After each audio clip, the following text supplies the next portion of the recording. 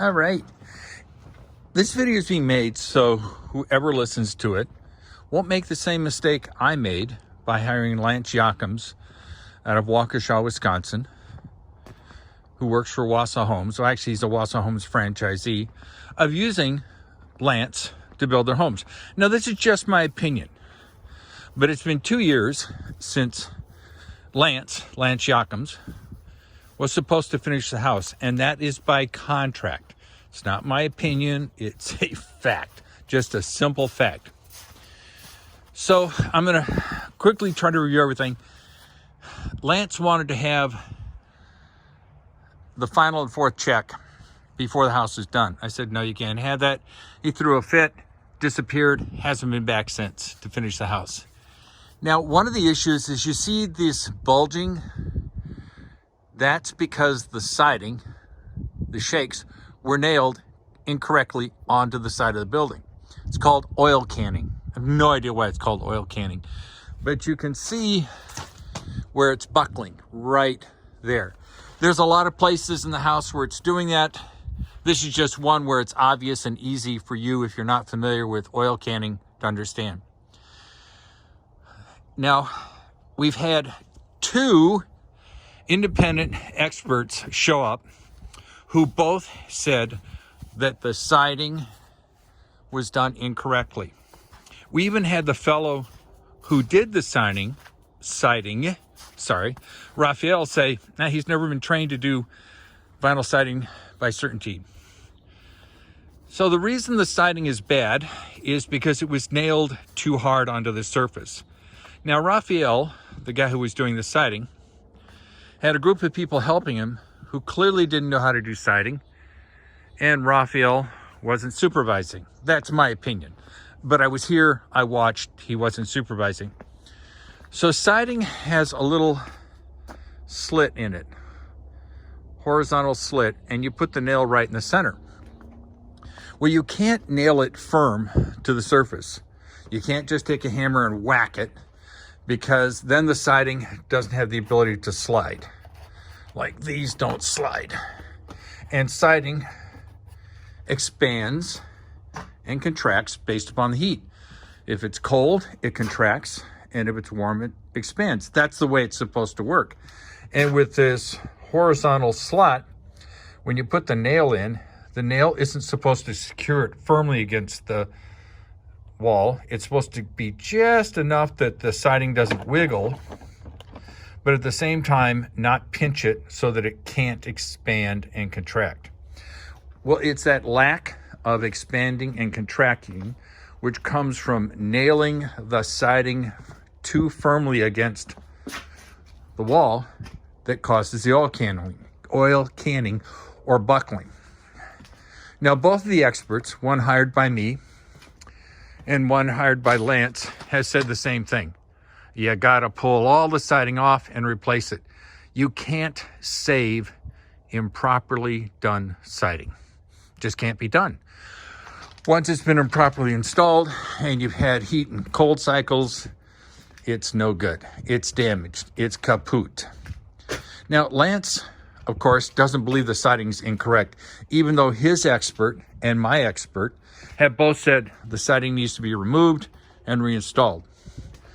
And Lance doesn't have somebody, by his own admission, Raphael, who knows how to do it.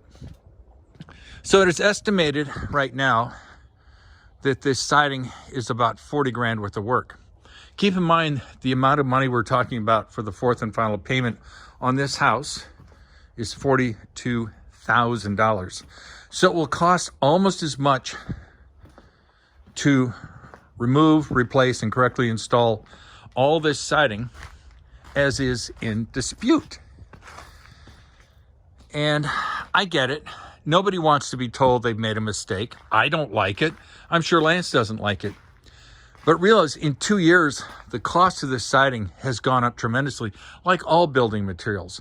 So if he had just installed the siding correctly first time out, which wasn't going to happen in hindsight, or just fixed it when it was pointed out to him by his expert that he hired, who said the same thing as my expert who I hired.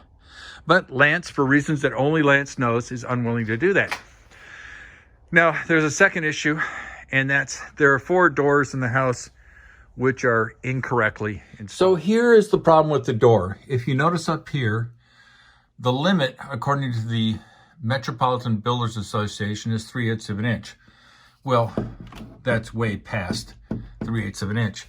And you notice as we go down, it narrows, narrows, narrows, narrows, narrows, and is correct down here. But this is the problem. It doesn't meet the Metropolitan Builders Association guidelines. Well, Lance being Lance has decided that these guidelines don't apply to him, even though it was in the written contract. These were guidelines that he put in the contract that he has to adhere to and is the judge for whether a door is done correctly. According to Lance, door's done correctly. The Metropolitan Builders Association, this meets their standards. Well, it clearly doesn't. He knows that. So it is estimated by my consultant that the total cost of siding and replacing the 4 doors that don't meet spec is somewhere in the range of $56,000. And like I said before, there's only $42,000 less left in the title company, fourth and final payment. So what I recommend, well, life goes on. I regret having Lance as my builder. Obviously I do. I don't believe I'm alone in this process. I think a lot of people regret having Lance as their builder, but I'm in a unique situation where I can stand firm, I can hold my ground, I can do what I need to do, and we'll just wait it out. Now, I suspect we're probably about 10 or 15 grand into attorney fees. So you take that from 42, now we're down to 27. Now realize every time I spend $300 an hour for attorney fees, Lance pays the same amount roughly. If we go to court, I'm guessing it's going to be another 10 grand. I hope the judge goes to Lance, hey, listen, you got to pay him the money, the 56 grand, and you have to pay for his attorney fees. Now that's the best outcome possible. But of course, the question is, what do I gain from it? Well, it's called doing the right thing. And doing the right thing is always painful. It can always be expensive. But if he can do it to me without even breaking a sweat, if Lance can bully me without a second thought, imagine what he's done to other people who can't put up a fight. And I've always been convinced you got to do the right thing.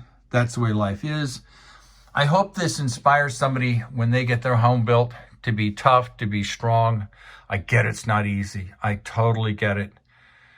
But that's an update. So if everybody wants to know, well, what's going on? This is what's going on.